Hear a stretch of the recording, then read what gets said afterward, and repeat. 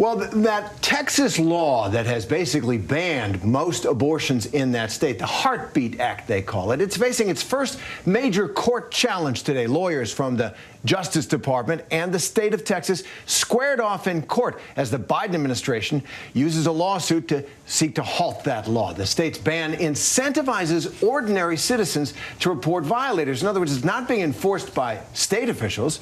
It's being enforced by private citizens. The administration argues it could serve as a blueprint for, quote, the suppression of nearly any other constitutional right by a state government using the same kind of tactics.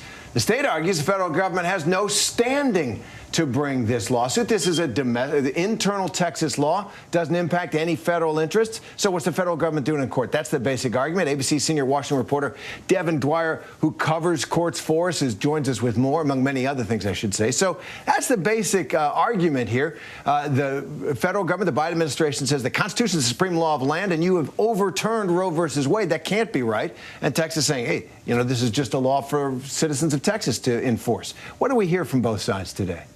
Well, we heard those arguments repeated in court, Terry, for the first time in really an extraordinary moment. I mean, take a step back. It was 1 month ago today that the Texas law SB 8 effectively took effect, the first state in the country in the last 50 years since Roe versus Wade to ban nearly all abortions. So what a moment. And today we saw those attorneys for both sides face off, as you said, before a federal judge. Now, we saw the government make a pretty striking case for the power to strike down a state law because of the supremacy clause of the Constitution. You know it well, Terry.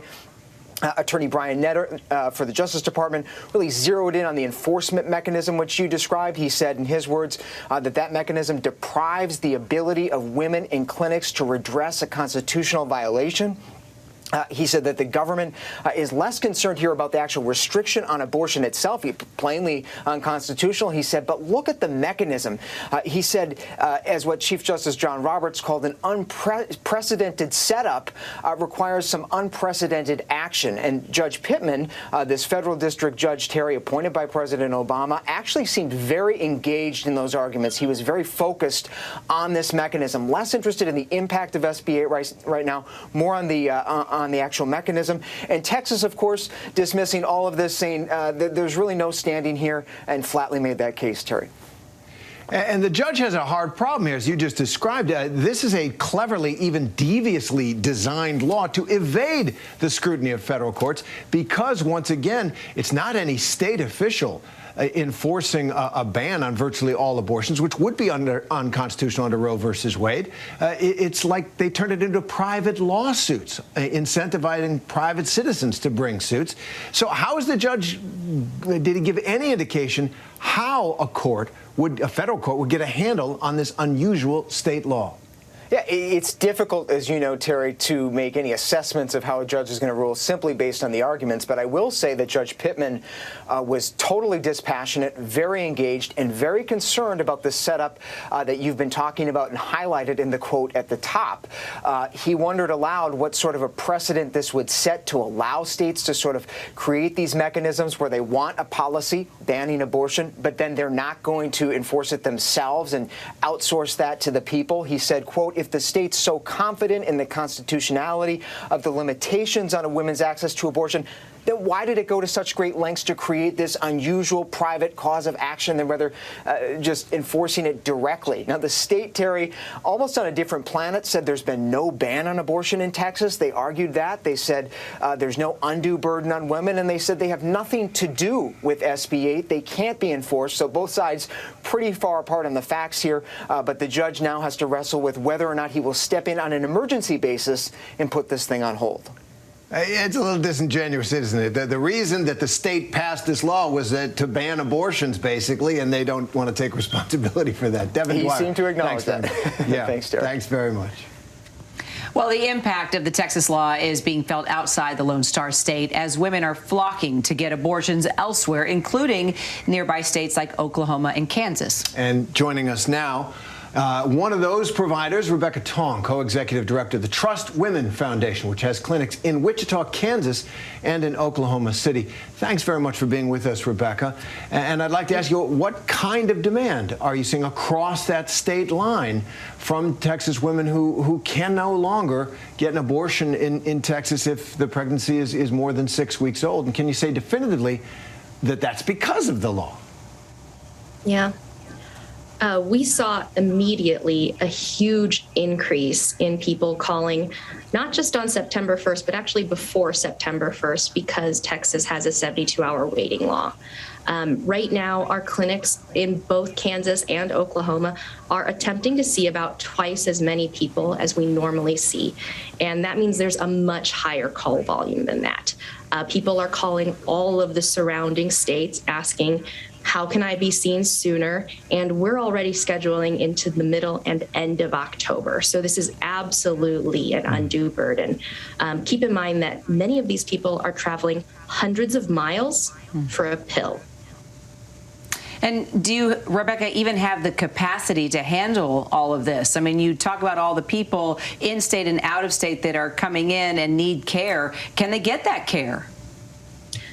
There are definitely people who are being turned away right now, and there are women who are being forced against their will to carry pregnancies, sometimes pregnancies that they may not survive, where the pregnancy may not survive. These are the people that we're trying to add additional physician shifts for. It's not as easy as it sounds. Many of the people in Texas are calling from cities that have more clinics than the entire state of Oklahoma, more than the state of Kansas has. So already there were not enough clinics to see the amount of people in our current states. There's absolutely not enough coverage right now to see the entire state of Texas. And it's hundreds of people each and every week. And Rebecca, the Texas law is aimed at preventing abortions after 6 weeks, as I mentioned. But I guess you say it may actually be contributing to more abortions later in a woman's pregnancy. How so? Can you explain? The people who come to see us, they already know what it is that they want. They understand that, and this is very much a parenting decision oftentimes. And so by putting up these barriers, it's not necessarily going to prevent everyone from getting an abortion.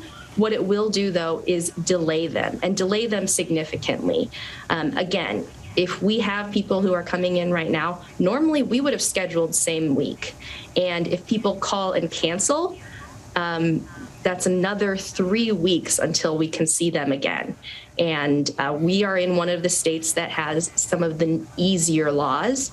Unlike in other states, you do not have to visit us twice. And so Oklahoma tends to be people's first option when they are trying to seek care outside of Texas. And then, yes, in Kansas, we're starting to see that overflow from Oklahoma as well. So this is causing a lot of people to take undue risk, either by delaying or by needing to travel during a pandemic. So, Rebecca, before we let you go, your thoughts on where our country may be headed. You know, we're seeing these restrictive laws in Texas, and then you have Mississippi now essentially challenging the premise of Roe versus Wade. We're expecting thousands of pro-abortion rights activists marching in Washington, as they always do. For decades, they've been doing it, actually, and across the country. So do you believe that we're at a tipping point right now? This is a question I've been getting for the past 4 years. Many people have been asking, what is it going to look like if Roe v. Wade falls? And this is what it's going to look like, except hundreds of times worse. These are people who are in heartbreaking circumstances, and they just want to do the best for their families. And so for these lawmakers to cruelly put in place a law that doesn't make any sense, to wash their hands of that enforcement, it's disgusting.